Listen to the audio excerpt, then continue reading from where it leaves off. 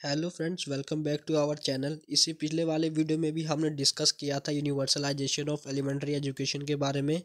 उसमें हमने इसके विभिन्न प्रकार के उद्देश्यों के बारे में चर्चा किया था और साथ में क्या होता है उसके बारे में चर्चा किया था। और आज हम इसके डिस्कस करेंगे problem of universalization of elementary education. पिछले वाले वीडियो में भी हमने ये बताया था आपको, लेकिन खाली पॉइंट लिख के दे दिया था, अच्छे से एक्सप्लेन करके नहीं लिखा था उसमें, क्योंकि ये अलग से क्वेश्चन पूछा जाता है 16 मार्क्स में। तो आप इसको देख लीजिएगा। और उसके बाद यहाँ पे सबसे पहला पॉइंट है सामाजिक तथा धार्मिक कठिनाइयाँ, जिसको हम बोलते हैं सोशल एंड रिलीजियस डिफ़िकल्टीज़। तो भारत में अधिकतर लोग अनपढ़ हैं और अनपढ़ता के कारण उनकी परंपराओं में वह बंधे हुए हैं और उनकी जो अंधविश्वास है, रूढ़िवादिता है, छुआछूत है, विधवापन है, सती प्रथा है, पर्दा तथा है और बाल विवाह आदि इस प्रकार परंपराएं में वह फंसे रहते हैं और इनका प्रभाव शिक्षा पर भी पड़ता जा रहा है। इसी कारण अनेक बच्चे शिक्षा से वंचित रह जाते हैं। किंतु इसमें राजा राम मोहन राय, डॉक्टर करवे, शारदा एक्ट, महात्मा गांधी के हरिजन उद्धार आंदोलन तथा छुआछूत को समाप्त करना आदि प्रयास प्रशंसनीय है। उसके बाद है सेकंड, भौगोलिक कठिनाइयाँ। तो इसमें भारत एक विशाल देश है, यहाँ पे विभिन्न पहाड़ियाँ, नदियाँ, मैदान, पठार आदि क्षेत्र हैं। तो कुछ स्थान ऐसे भी हैं जहाँ पे विभिन्न प्रकार की व्यवस्था करना कठिन है। भारत में ऐसे कुछ गांव हैं जहाँ की जनसंख्या बहुत कम है, अतः प्रत्येक गांव में विद्यालय खोलना संभव नहीं है। वहाँ आने जाने के साधन उपलब्ध नहीं है। जलवायु में बड़ा अंतर पाया जाता है। भौगोलिक परिस्थिति में बच्चों की प्राथमिक शिक्षा व्यवस्था में रुकावटें आई हैं। उसके बाद है राजनीतिक कठिनाइयाँ, पॉलिटिकल डिफ़िकल्टीज़। जिस तरह से अंग्रेजी शासक में शिक्षा व्यवस्था का कार्य भारतीयों के हाथ में 1936 में से ही आ गया था, परंतु फिर भी हमारे नेता प्राथमिक शिक्षा की खुशहाली तथा विकास की अधिक ध्यान नहीं दे पा रहा है। उनके सम्मुख देश का विभाजन, महंगाई, अनाज की कमी, विषम अंतर्राष्ट्रीय परिस्थिति आदि यह समस्याएं रही है जिसकी विकास में वह रुकावटें आती रही हैं। उसके बाद है भाषा की कठिनाइयाँ, लैंग्वेज डिफ़िकल्टीज़।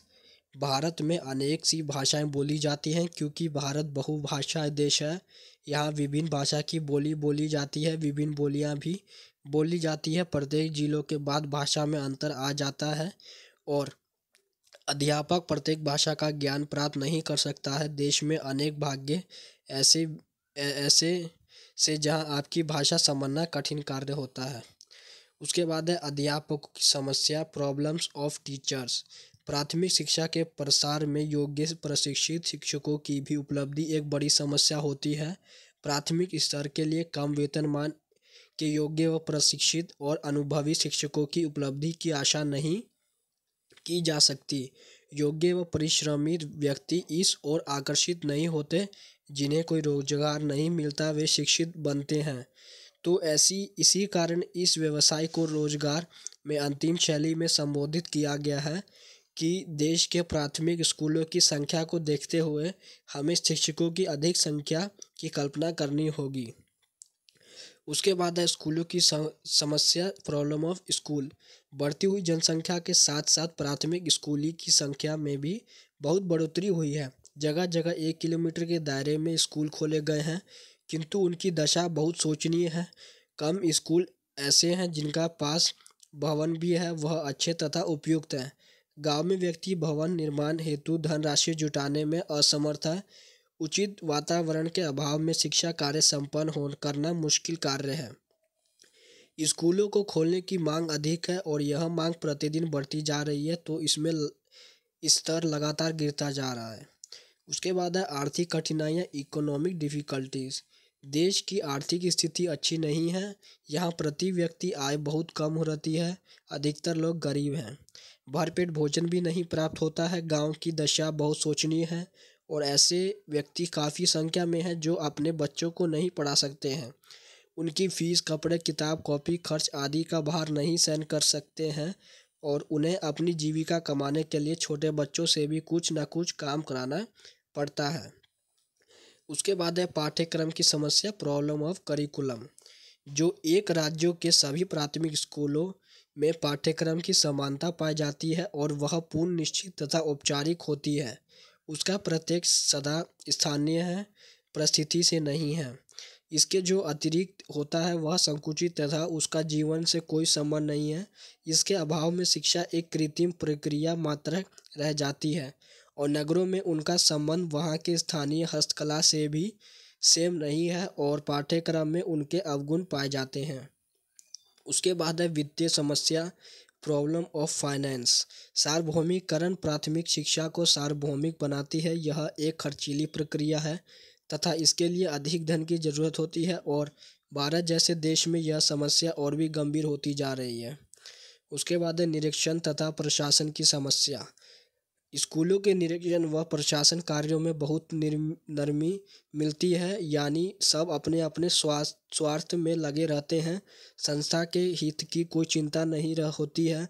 छात्रों की सुविधा पर कोई भी ध्यान नहीं देता है और उन्हें अनेक कठिनाइयों का सामना करना पड़ता है और प्रशासन उसकी समस्या को समझने का प्रयत्न भी नहीं करता है।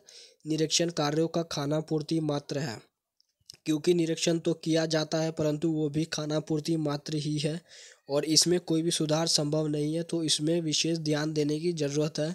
सभी को अपनी जिम्मेदारी समझकर कार्य करना चाहिए। उसके बाद है जनसंख्या वृद्धि की समस्या। प्राथमिक शिक्षा के मार्ग में जनसंख्या वृद्धि भी एक समस्या बनकर हमारे सामने आई है, यानी जो प्राथमिक स्कूलों में काफ़ी संख्या में बच्चों को प्रवेश दिया जा रहा है परंतु दिन प्रतिदिन बढ़ती जनसंख्या के कारण जो स्थिति पर नियंत्रित नहीं रखा जा सकता है और जनसंख्या के वृद्धि के कारण प्राथमिक ढांचे में उपकरणों की कमी स्कूलों में भी समस्या बनकर उभरी है, जो कि एक चिंता का विषय है।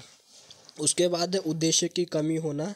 किसी भी वस्तु की सफलता के लिए निश्चित उद्देश्यों का होना जरूरी होता है, परंतु जो भारतीय शिक्षा में इनकी कमी दिखाई देती है कि प्राथमिक शिक्षा में उद्देश्य की कमी के और अधिक महसूस किया जाता है।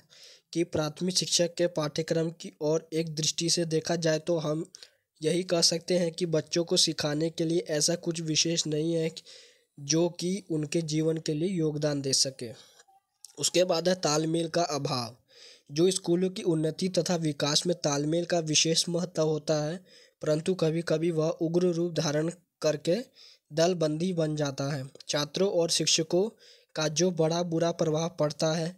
स्कूलों के कार्य में सभी का सहयोग प्राप्त करना बहुत ज़रूरी होता है। सभी कार्य प्रजातांत्रिक तरीके से किया जाना चाहिए और सभी में विद्यालय के प्रति एक स्वाभाविक दृष्टिकोण का विकास होना आवश्यक होता है। उसके बाद है अवरोध व अपव्यय की समस्या। भारत में ज़्यादातर बच्चे प्राथमिक स्तर से शिक्षा शुरू करते हैं और यह औपचारिक शिक्षा होती है और गांव में 5 या 6 वर्ष के उम्र में बच्चों को शिक्षा प्राथमिक स्कूल में प्रवेश दिया जाता है और पहले तो यह स्कूल कक्षा 1 से 4 तक थे, अब कक्षा 1 से 5 तक की व्यवस्था है और इस तरह से इन नर्सरी स्कूलों की उम्र स्तर 8 से 6 वर्ष है। गांव में इस तरह के शिक्षा की सहूलियत नहीं है। जरूरी हाजिरी की समस्या। प्राथमिक शिक्षा के सार्वभौमिकरण के मार्ग में जरूरी हाजिरी की समस्या एक अहम समस्या बनकर उभरी है, क्योंकि इसे व्यवहारिक रूप में जानने के लिए आज तक कोई ठोस कदम नहीं उठाए गए हैं, क्योंकि अब तक जरूरी हाजिरी को लेकर जितने भी कानून बनाए गए हैं उन्हें सभी प्रकार लागू नहीं किया गया है। तो फ्रेंड्स यही सब थे आज के इस वीडियो में। टोटल 15 पॉइंट्स हैं। अगर आप 16 मार्क के क्वेश्चन में 15 पॉइंट्स को इस तरह लिख देते हो तो आपका पूरा 90% मार्क्स आ जाएगा। और अगर आपको अन्य कोर्सेज का भी वीडियो चाहिए तो मैंने प्लेलिस्ट बना रखा है, वहाँ से आप देख सकते हो। Thanks for watching this video.